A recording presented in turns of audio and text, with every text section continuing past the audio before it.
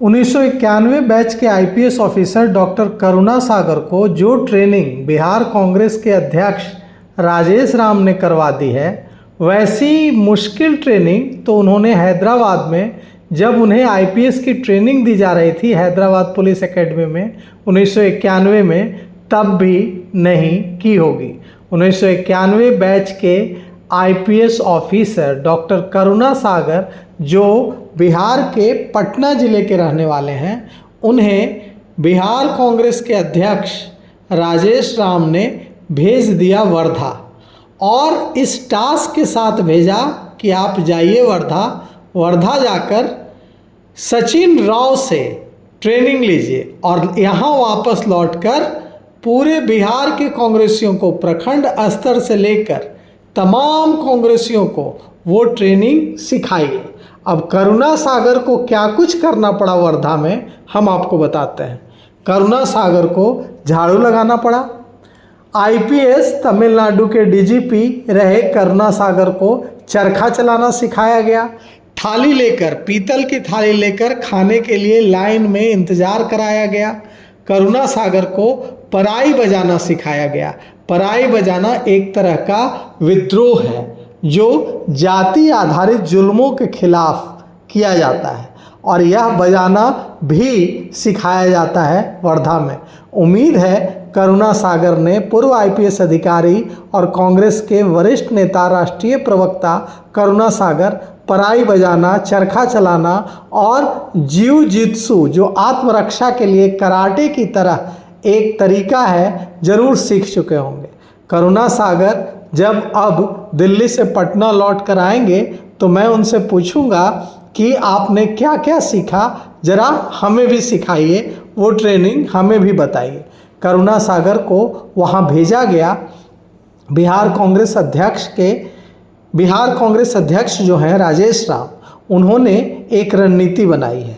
वो रणनीति क्या है? वो रणनीति है, ऐसे जितने भी कांग्रेसी हैं, चाहे वो प्रखंड अध्यक्ष हों, चाहे वो बूथ लेवल के कार्यकर्ता हों, तमाम कांग्रेसियों को एक ट्रेनिंग देना, और ट्रेनिंग देकर उन्हें यह इसके लिए मानसिक और शारीरिक तौर पर तैयार करना कि वे पूरे बिहार में कांग्रेस को मजबूत कर सकें, और इसकी जिम्मेवारी करुणा सागर के कंधों पर सौंप दी गई है। अब करुणा सागर सचिन राव की ट्रेनिंग लेकर लौटे हैं।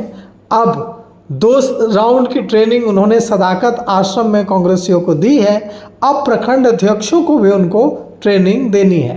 करुणा सागर तमिलनाडु कैडर के 1991 बैच के आईपीएस अधिकारी हैं, बिहार के पटना से हैं। 2023 में तमिलनाडु के पुलिस महानिदेशक के पद से सेवानिवृत्त हैं। मई 2024 में उन्होंने कांग्रेस की सदस्यता ग्रहण की। 2006 में उन्हें राष्ट्रपति police medal for meritorious service से सम्मानित किया गया। अब सवाल उठता है कि मैंने पूछा बिहार कांग्रेस के अध्यक्ष राजेश राम से कि करुणा सागर को ही क्यों चुना गया, आप यह बताइए। इतने सारे आपके पास विद्वान, इतने सारे आपके पास मजबूत नेता हैं, आप किसी को भी चुन सकते थे, फिर करुणा सागर को ही चेयरमैन क्यों बनाया गया है? और क्या एक्सपेक्टेशन है पूर्व आईपीएस अधिकारी करुणा सागर से? तो बिहार कांग्रेस के अध्यक्ष राजेश राम ने जो मुझे बात बताई वो बहुत चौंकाने वाली थी। उन्होंने मुझे बताया कि करुणा जी पुलिस सेवा से आए हैं, भारतीय पुलिस सेवा से आए हैं।